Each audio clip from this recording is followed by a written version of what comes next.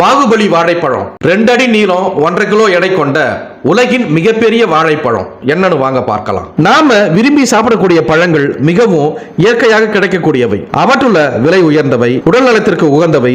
ஆனா இதுவரை நாம் பல வகையான வாழைப்பழங்களை பற்றி கேள்விப்பட்டு இருப்போம். ஆனா நம்மள பலருக்கு பாகுபலி வாழைப்பழத்தை பத்தி தெரியாது. பூசணிக்காய் அளவுள்ள ஒரு வாழைப்பழத்தை நீங்க என்னைக்காவது பார்த்திருக்கீங்களா? நியூ கினியாவில் காணப்படும் மூசா இங்கன்ஸ் என்கின்ற மாபெரும் மலை வாழைதான் உலகின் மிகப்பெரிய வாழைப்பழம் என்று கருதப்படுகிறது. அதன் தண்டு 15 முதல் 30 மீட்டர் உயரம் வரை வளரும். அதன் ஒவ்வொரு இலையும் 5 முதல் 6 மீட்டர் நீளம் வரை வளரக்கூடியது. இந்த மரங்கள்ல வளரும் வாழைப்பழங்கள் சில நாட்களிலேயே வியக்கத்தக்க அளவில் பெரியதாகி விடுகின்றன. இது உலகின் மிக நீளமான வாழைப்பழமாக அங்கீகரிக்கப்பட்டுள்ளது. இந்த வகை வாழைப்பழம் 60 சென்டிமீட்டர் நீளம் வரை வளரக்கூடியது. இது கிட்டத்தட்ட 2 அடிக்கு சமம். ஒரு பழம் 1.5 கிலோகிராம் வரை எடை கொண்டது. இது மாபெரும் மலை வாழை என்று அழைக்கப்படுது. இந்த மரங்கள் பெரும்பாலும் ஆஸ்திரேலியாவிற்கு அருகில் உள்ள நியூ கினியாவின் மலைப்பகுதிகளில் வளர்கின்றன.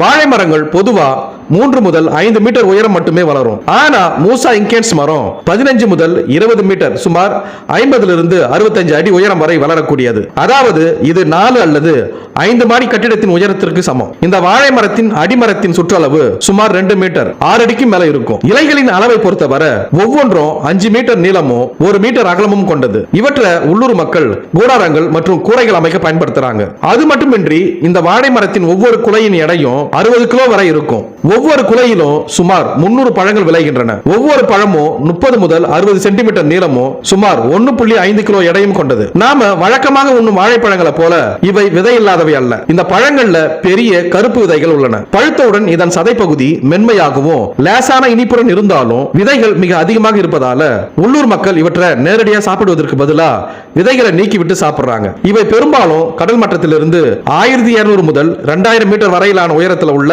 அடர்ந்த மழைக்காடுகள் மற்றும் மலைப்பகுதிகளில் வளர்கின்றன. இவற்றுக்கு குளிர்ச்சியான ஈரப்பதமான காலநிலை தேவைப்படுகிறது. அதனாலதான் இந்த பகுதிக்கு வெளியே உள்ள மற்ற இடங்கள்ல இவற்றை வளர்ப்பது மிகவும் கடினமாக உள்ளது. மேலும் இதே போன்று உலகில் நடக்கக்கூடிய பல்வேறு சுவாரஸ்யமான தகவல்களை, புது புது செய்திகளை உடனுக்குடன் தெரிந்து கொள்ள எங்களுடைய தமிழ் களஞ்சியம் சேனலை பின்தொடருங்க.